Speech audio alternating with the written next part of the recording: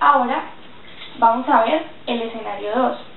El escenario 2 es un escenario más verde. Entonces, primero tenemos pues la sostenibilidad, entonces se piensa más en términos de medio ambiente.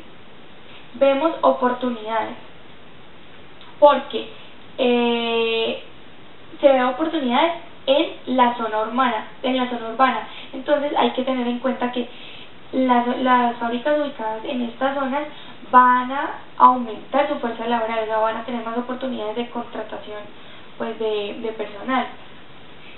Hay una mejora de la infraestructura en cuanto a materiales, por ejemplo, menos contaminantes, y eso ya va a ser un reto.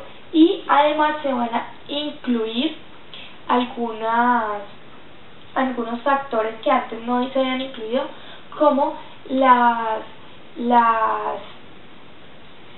oportunidades o la inclusión de los discapacitados dentro del funcionamiento de las ciudades.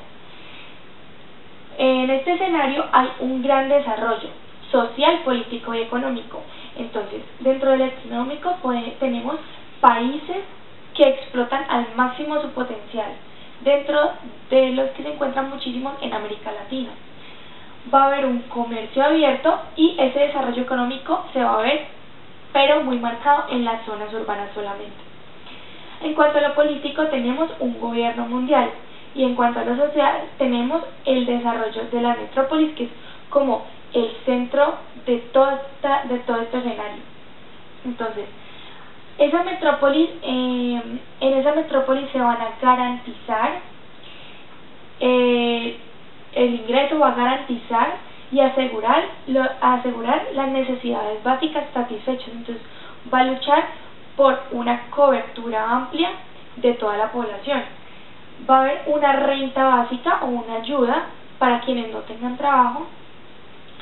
Se va a aumentar el trabajo por el prójimo, y pues aquí hay un problema entre lo urbano y lo rural, porque va a haber un desequilibrio. Entonces lo urbano y lo rural van a tener como unas dificultades gracias a la desprotección.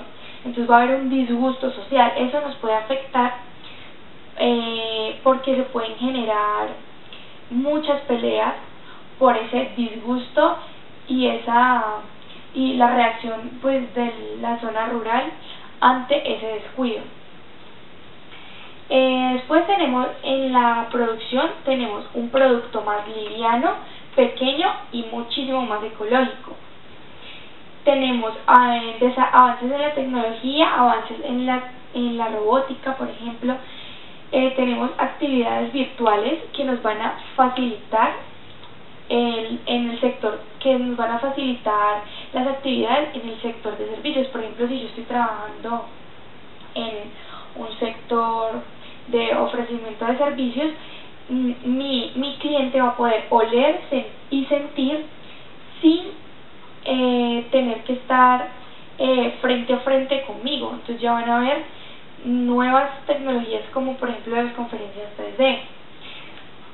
Vamos a brindar en este escenario, o sea, el ítem de este escenario es brindar nuevos estilos de vida saludables, y eso es lo que va a atraer a la gente. Entonces va a haber una mayor demanda entonces mi empresa tiene que estar preparada para atenderla. En cuanto a avances de tecnología, también tenemos cadenas productivas muy automatizadas. Entonces, ¿qué va a pasar? Aquí va a aumentar el desempleo, pero como vimos anteriormente, lo que busca esta era es garantizar que todas las personas tengan, pues si están desempleadas, una renta básica que les supla sus necesidades. Y además, pues esta cadena productiva automatizada no requiere de tantos operarios, entonces va a disminuir allí la fuerza laboral. También tenemos sectores especializados. Estos sectores especializados son los que nos hacen más competitivos. Entonces, especialización significa más competitividad.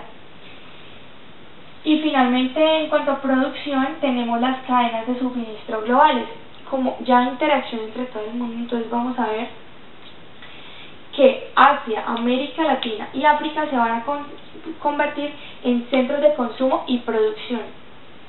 Va a haber una fuerte conexión entre proveedores y el mercado. Entonces, eso nos va a facilitar el contacto con el cliente y va a haber mayor confianza y agilidad.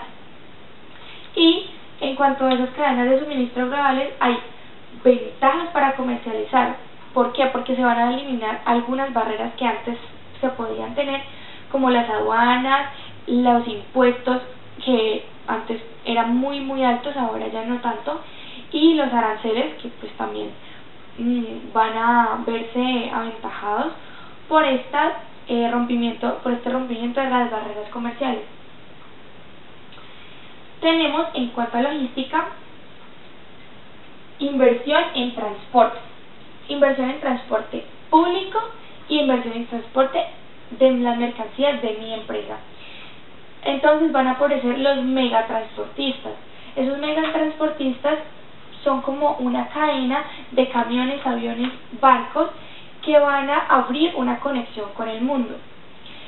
Las mercancías, el transporte de mercancías va a ser con tecnología de punta y obviamente va a ser más eficiente.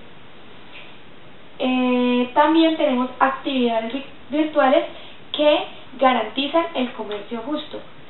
Se van a hacer inversiones en carreteras que son sumamente importantes y pues pensando yo dentro de la empresa va a haber más facilidad de llegar a zonas incluso del mismo país. Por ejemplo, si yo trabajo en el sector de la salud, van a haber dentro de ese sector avances tecnológicos.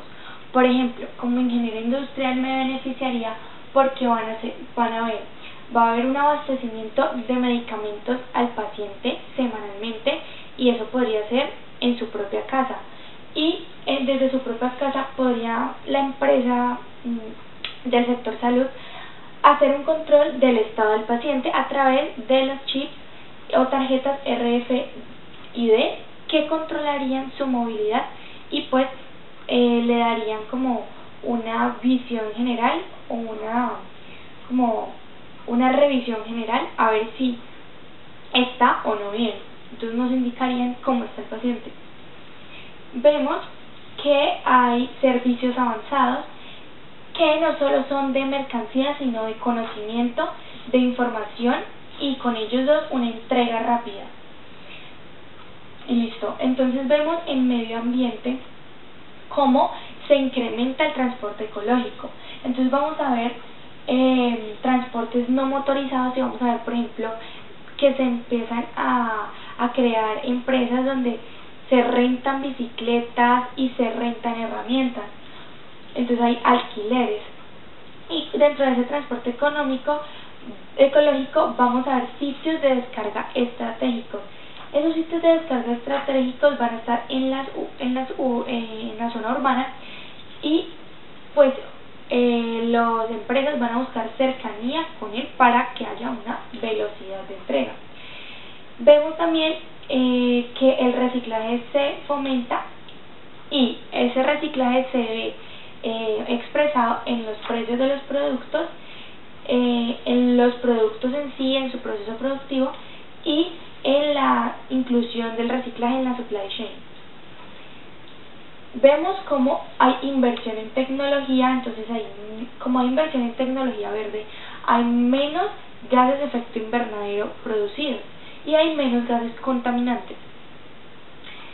También vemos la ubicación estratégica de el transporte. Entonces, como les decía, están las zonas urbanas, hay cercanía a la infraestructura y conexión a datos de alta calidad.